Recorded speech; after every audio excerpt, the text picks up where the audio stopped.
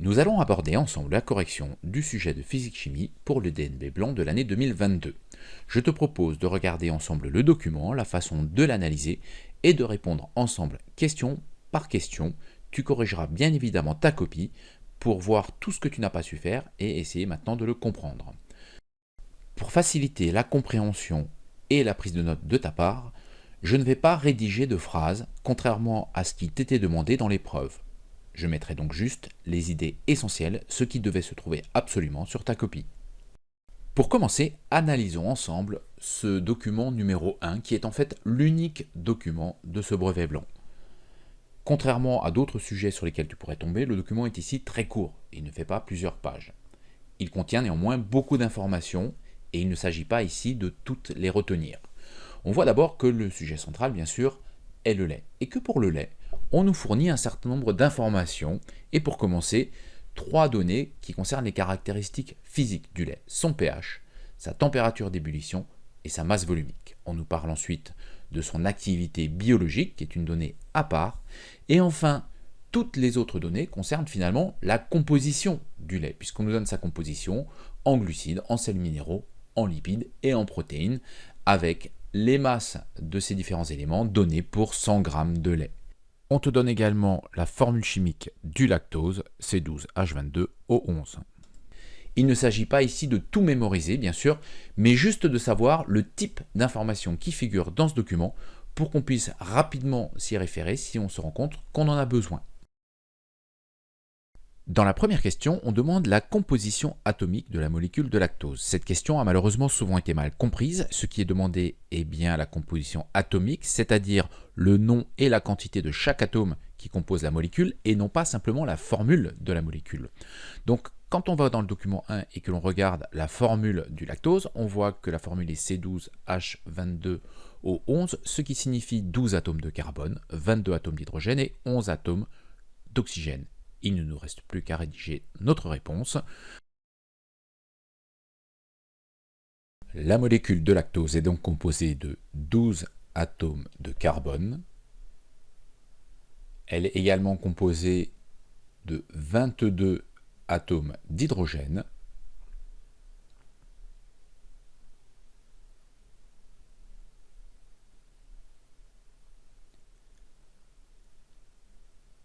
Et enfin, elle est composée de 11 atomes d'oxygène.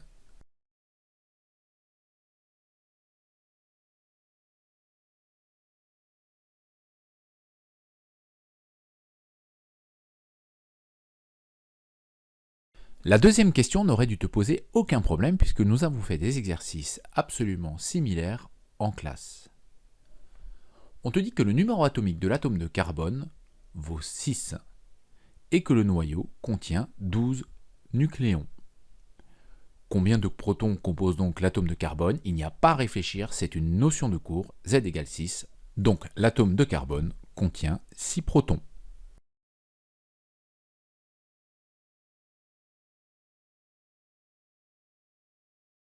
On te demande ensuite combien il y a d'électrons dans l'atome de carbone. Et bien là encore, aucune question à se poser. L'atome est électriquement neutre, il y a donc autant d'électrons que de protons, soit 6 électrons.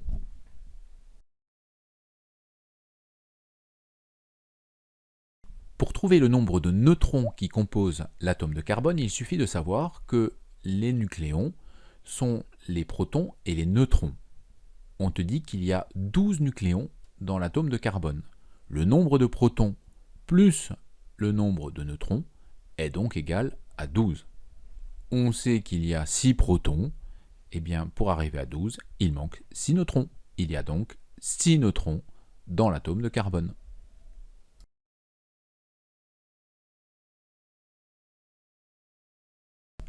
Enfin, et pour finir, la question petit d est une simple question de cours et de connaissances. On te demande quelles sont les particules qui sont dans le noyau de l'atome. Et bien, il faut savoir que dans le noyau, il y a les protons et les neutrons, puisque les électrons tournent autour.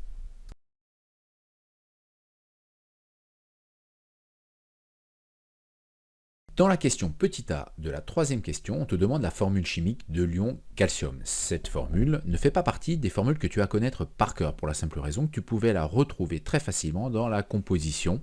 Il suffisait d'aller voir dans les écritures des composés ioniques, dans les sels minéraux.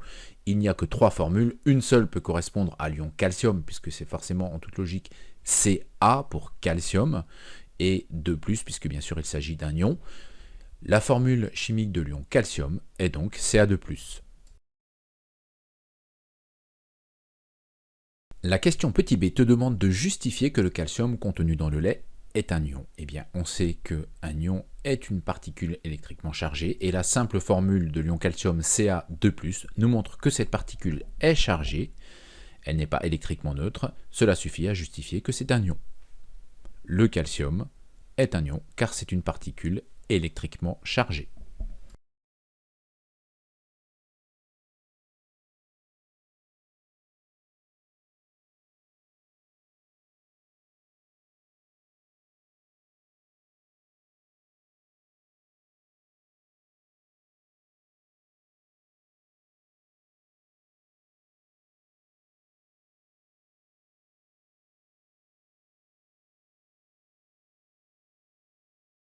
Pour finir cette troisième question, on te demande de choisir la bonne proposition parmi les suivantes. Alors il s'agit de savoir si l'ion calcium est issu d'un atome qui a gagné ou perdu des charges négatives ou positives. Alors, première réponse que l'on peut éliminer immédiatement, c'est la numéro 1.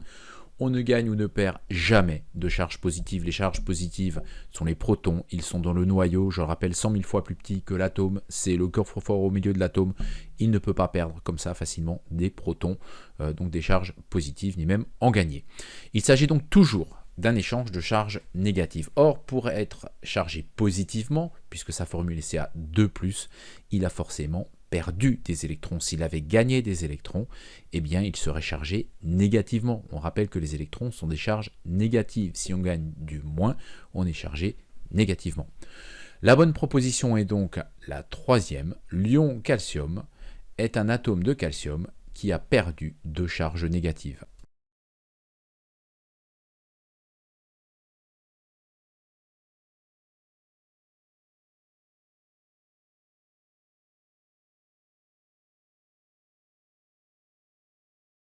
Dans la quatrième question, on te demande quel réactif utiliser pour mettre en évidence les ions chlorure. Là encore, il s'agit d'une simple connaissance de cours, pas de réflexion, juste connaître ton cours. Les ions chlorure sont mis en évidence avec un test au nitrate d'argent qui formera un précipité blanc en présence des ions chlorure. Pour répondre à la question B, il fallait faire preuve d'un petit peu de réflexion.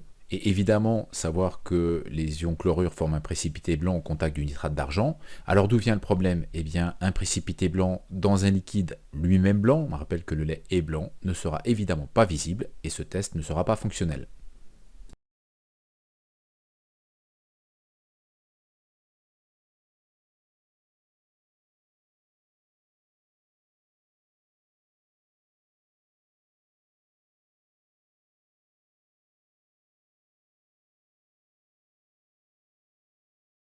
La question numéro 5 ne nécessitait aucun calcul, à condition bien sûr de savoir ce que représente un pourcentage, ce qui normalement en troisième devrait être le cas. Alors on demande le pourcentage de protéines dans le lait. Eh bien en regardant les données, on voit qu'il y a 3,2 g de protéines pour combien? Pour 100 g de lait. C'est ce qui a été donné au départ. Pour 100 g de lait, on a 3,2 g de protéines. Cela nous donne tout de suite le pourcentage, puisqu'il y a 3,2 g pour 100 g. Cela revient à dire qu'il y a 3,2% de protéines. Attention, il faut bien exprimer l'unité en pourcent et surtout pas en grammes. On demande un pourcentage, pas une masse. Pour répondre à la question 6, il fallait évidemment argumenter en utilisant les données chiffrées de la question 6 et en les comparant aux caractéristiques du lait. On nous dit que la conservation d'un produit alimentaire est autorisée à température ambiante si l'une des 3 conditions suivantes est autorisée, à savoir une activité biologique inférieure à 0,91 ou un pH inférieur à 4,5 ou une activité biologique inférieure à 0,95 avec un pH inférieur à 5,2. Comparons donc ces données avec les caractéristiques du lait. On nous dit que le pH du lait vaut 6,4 pour une activité biologique de 0,99. Aucune des trois conditions n'est donc vérifiée. L'activité biologique n'est pas inférieure à 0,91. Le pH n'est pas inférieur à 4,5. Et l'activité biologique étant de 0,99 et le pH supérieur à 5,2, de toute façon, le lait ne rentre pas non plus dans la troisième condition permettant une conservation à température ambiante. Le lait doit donc être conservé au froid.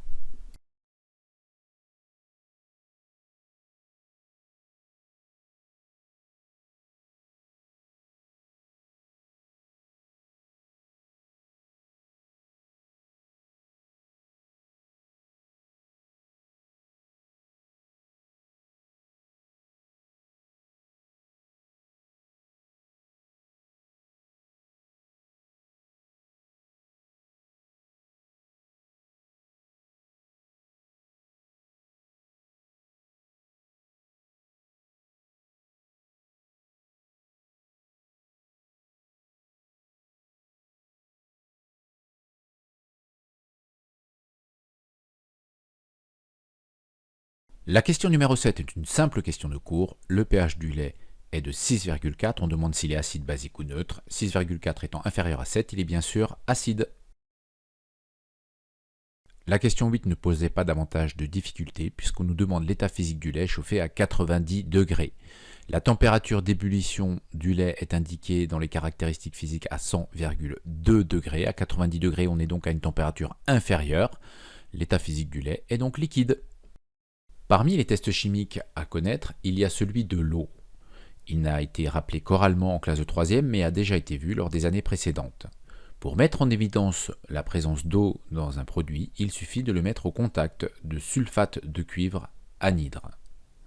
S'il y a de l'eau, le sulfate de cuivre anhydre deviendra bleu.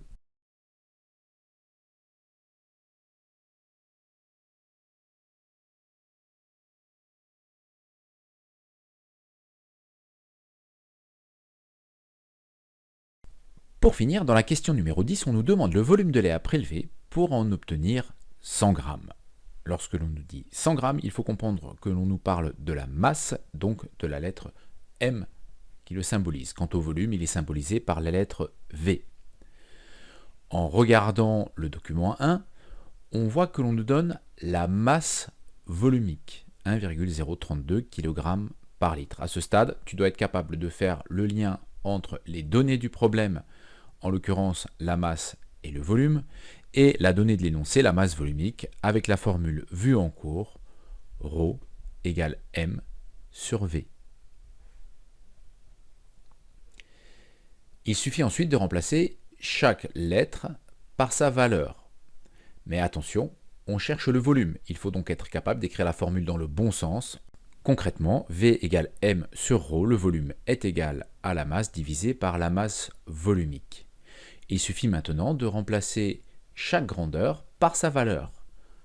La masse va être remplacée par la valeur 100 grammes.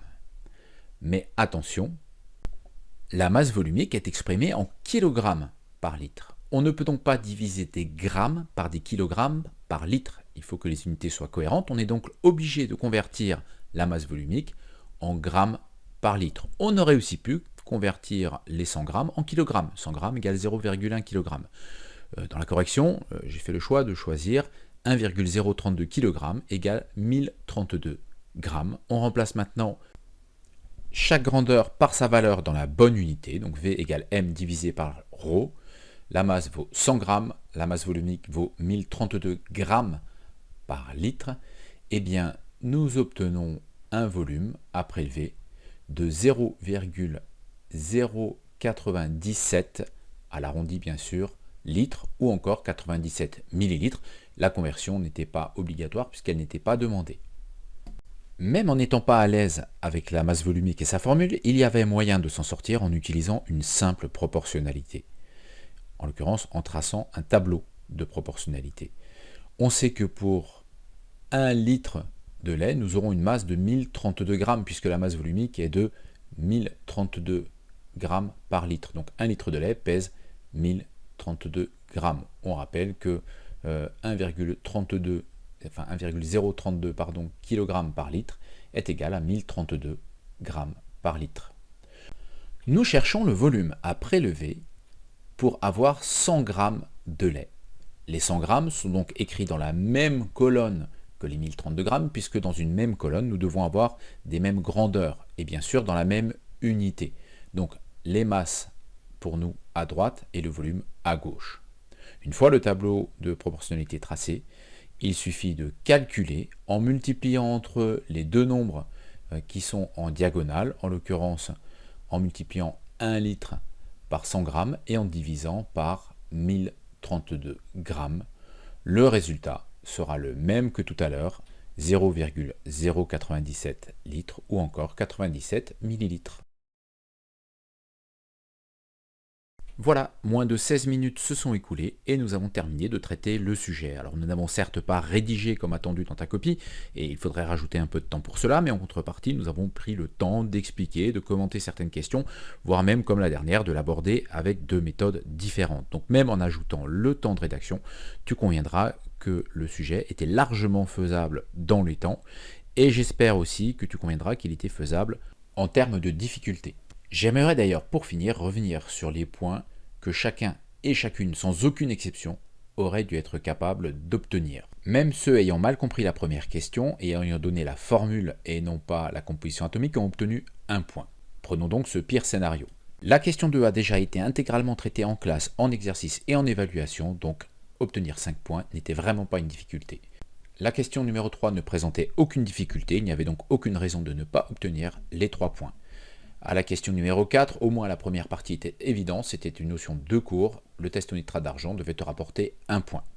À la question numéro 5, il suffit de savoir lire un document, puisque la réponse était donnée telle qu'elle, sans calcul, donc tu dois pouvoir obtenir les 2 points de cette question.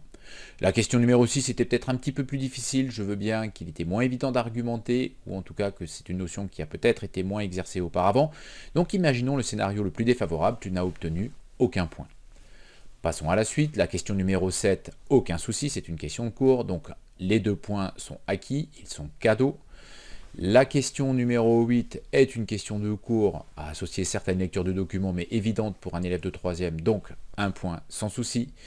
La question 9 nécessitait d'avoir des souvenirs antérieurs à la classe de 3e, donc imaginons le pire des scénarios, tu ne t'en souvenais pas et tu n'as pas obtenu de points. Et même si la question 10 a été très largement travaillée en début d'année, imaginons que tu aies quand même encore rencontré des difficultés sur cette notion et que tu ne marques pas de points non plus, eh bien, tu dois malgré tout arriver à un total de 15 points. Donc le minimum du minimum que chaque élève aurait dû obtenir est 15 points. Bien sûr, il y en avait bien plus à votre portée. Et je te laisse donc faire le bilan sur le travail que tu as fourni ou pas.